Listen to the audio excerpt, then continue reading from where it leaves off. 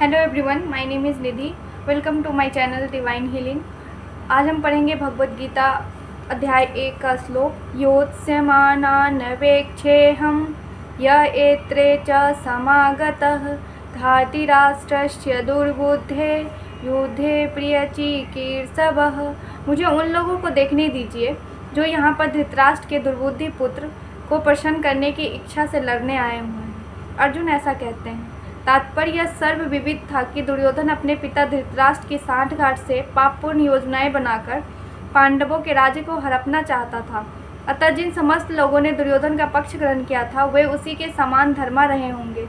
अर्जुन युद्ध प्राप्त होने के पूर्व यह तो जान लेना चाहता था कि कौन कौन से लोग आए हुए हैं, किंतु यह उनके समक्ष समझौता का प्रस्ताव रखने की कोई योजना नहीं थी। यह भी तय था कि उनकी शक्ति का जिसका उसे सामना करना था, अनुमान लगाने की दृष्टि से उन्हें देखना चाह रहा था। यद्यपि उसे अपने विजय का विश्वास था, किंतु कृष्ण उसी के बगल में विद्यमान थे। संजय उवाच एवमुक्तो हृषीकेशो गुडाकेशेन भारतः सेनयोरुभयोः मध्ये स्थापयित्वा रथोत्तमम्।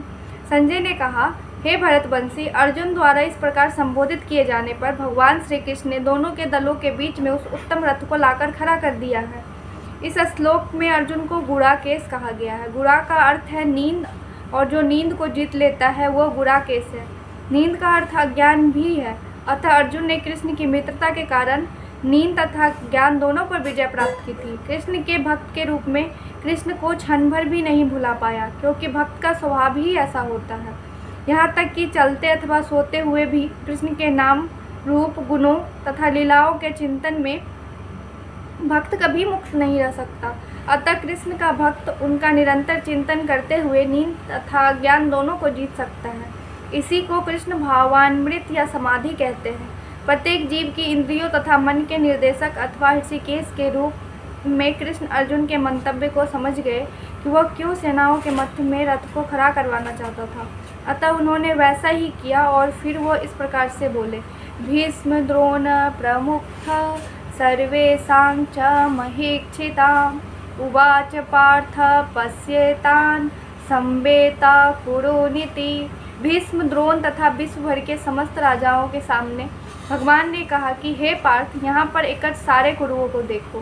तात्पर्य, समस्त जीवों के परमात्मा स्वरूप भगवान कृष्ण यह जानते थे कि अर्जुन के मन में क्या बीत रहा है। इस प्रसंग में ऋषिकेश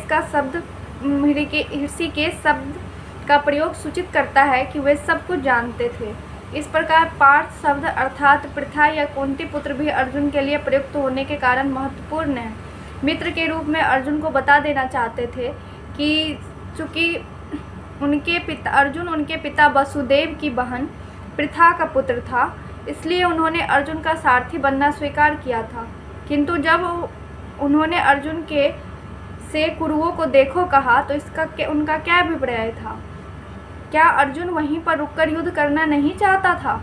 कृष्ण को अपनी बुआ पृथा के पुत्र से कभी भी ऐसी आशा नहीं थी। इस प्रकार से कृष्ण ने अपने मित्र की मनः स्थिति की पूर्व सूचना परिहासवश दी है।